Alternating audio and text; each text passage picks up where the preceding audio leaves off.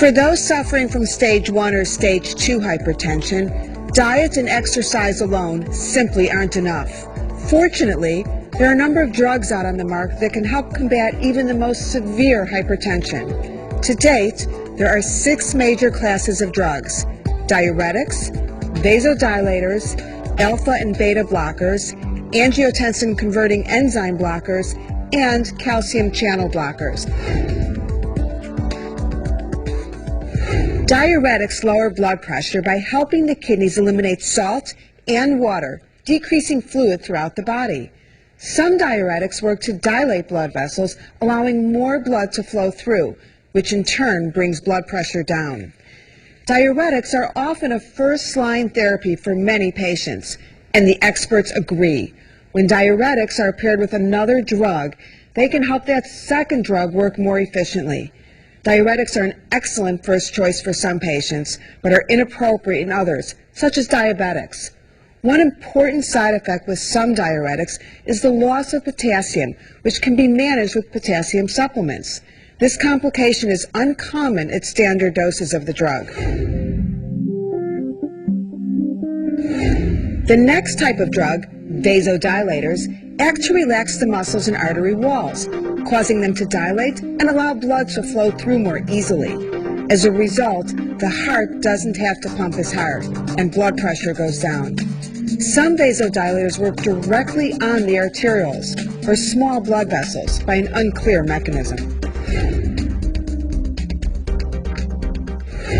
A third type of drug, alpha blockers, also work to relax blood vessels. They block the action of hormones in the body that normally cause blood vessels to constrict or become narrower. With these hormones suppressed, the vessels are kept open, allowing blood to flow through freely. The most common side effects are dizziness and a stuffy nose. Beta blockers are another class of drugs that work primarily by reducing the amount of blood pumped out of the heart. The result is a lowering of the blood pressure.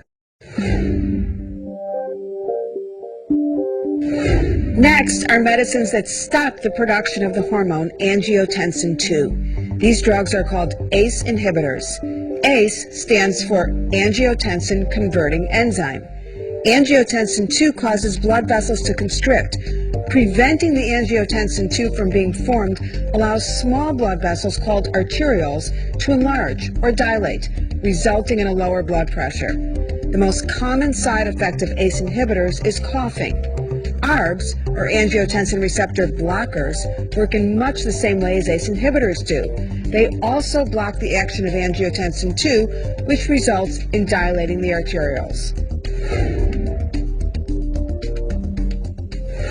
Finally, calcium channel blockers prevent calcium from entering the cells of the heart and blood vessel walls.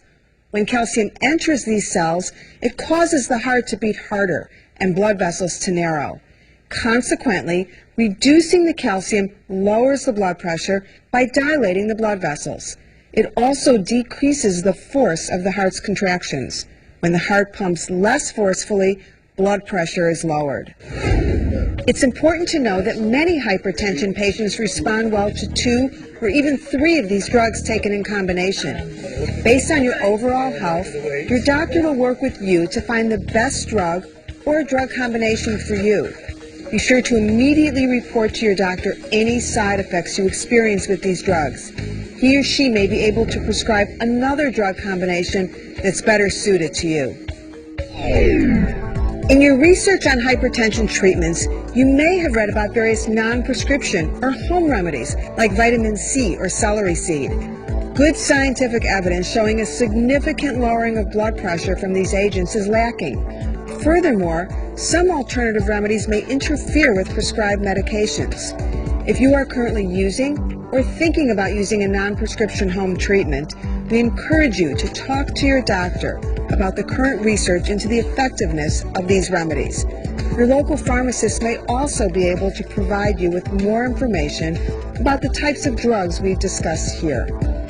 Now that you know about the various treatments for hypertension, you'll want to watch our Personal Stories chapter, where you'll meet real doctors and patients who deal with this very common disease every day.